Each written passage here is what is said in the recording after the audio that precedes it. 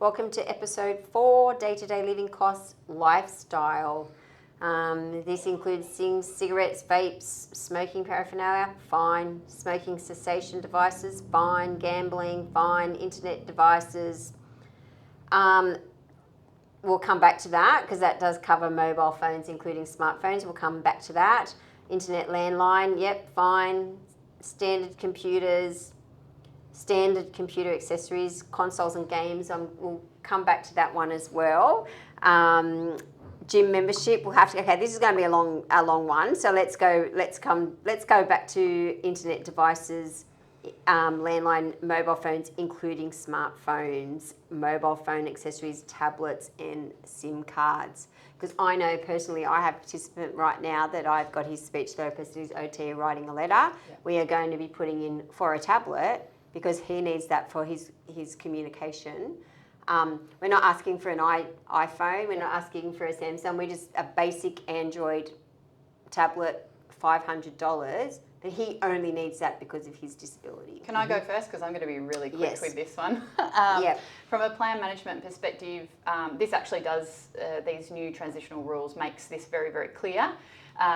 This will be something that you can substitute. There is a whole process that's been outlined on the NDIS website. There's a form.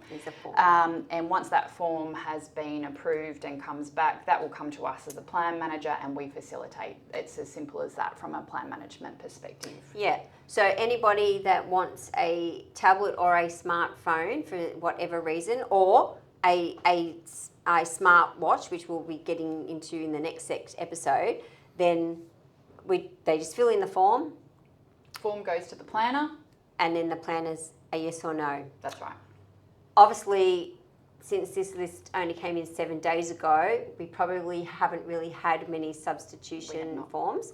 If it changes situation, okay, so I put an AT request in for someone and they came back to me 11 months later and finally processed it. Mm-hmm. How long do we reckon a substitution is going to take?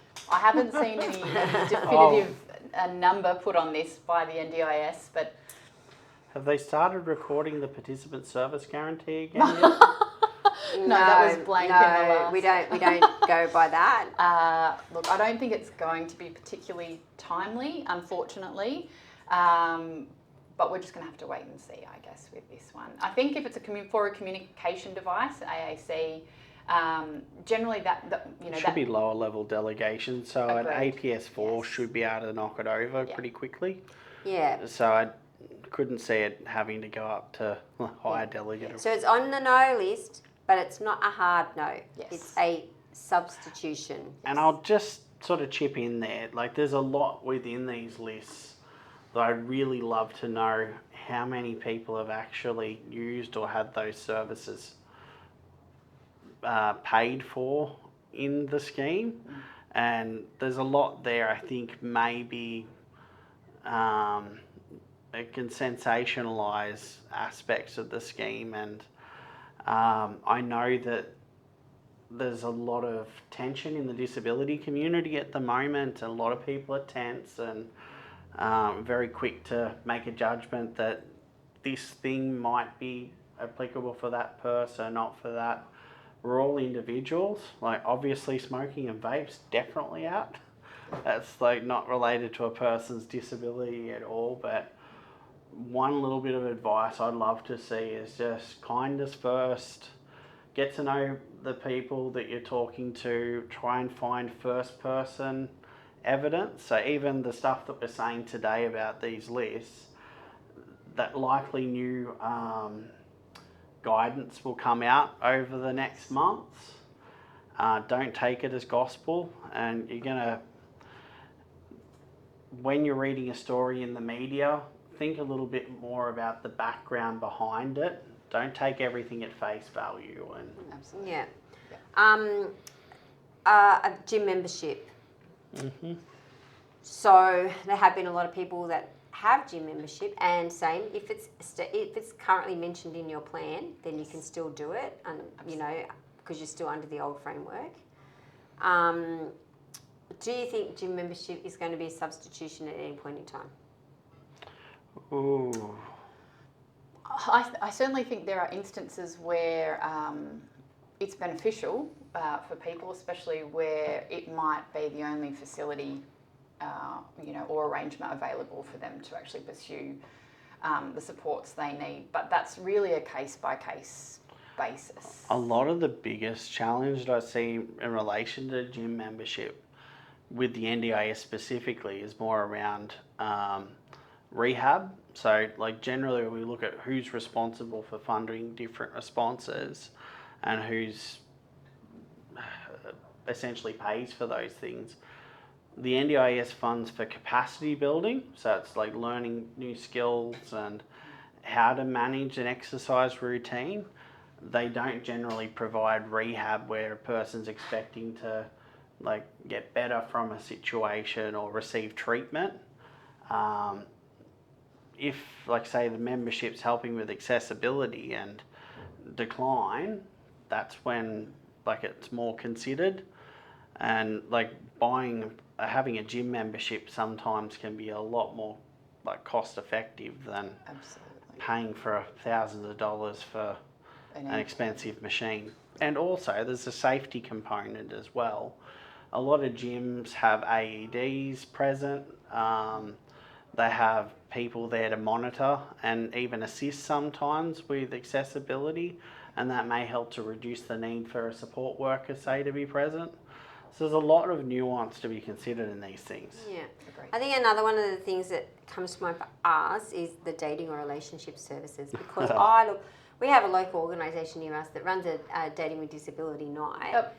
That is still covered because we have a lot of people, I'm not going to be able to do that anymore. But those participants are paying for their own tickets. The NDIA is not paying for the tickets. The NDIA is paying for the support worker to assist the person. So anyone that goes to any of those dating groups where you're purchasing a ticket, they can still happen. Absolutely. Because you're just paying for the social community. Yeah. As an organisation, it's no different than running another social community group. Exactly. It just happens to be one that's specifically around dating. 100%. You're purchasing your own ticket. Sometimes they supply a support worker. Sometimes you bring your own. So I think a lot of people think, I'm never going to be able to do these anymore. Not true. It's not going to cover your Tinder or your That's I think what this is sort of trying to. What I'd love to know though, like a little bit more detail in the explanatory statement. It's like what led to that. Like, how many people were paying for Tinder or? Oh look, I don't. Do you pay for Tinder?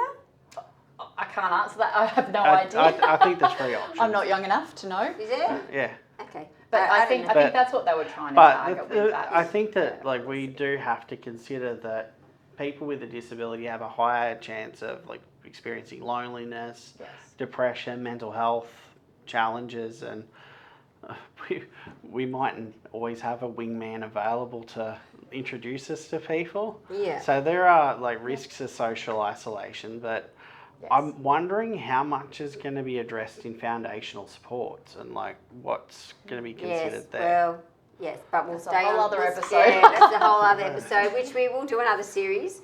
I think one of the things I want to point out is where it says standard computer accessories, consoles and games, because there are situations where you now can get like a PS5 controller that is specific for disability. The NDIA will cover the cost. You know, you maybe just the difference between a standard what's it called? Hand controller and the actual disability one, and might not pay for the whole lot. But those things, the cost isn't all that high as it is. Microsoft with like their Xbox versions, they're very adaptable and cost effective. Yeah.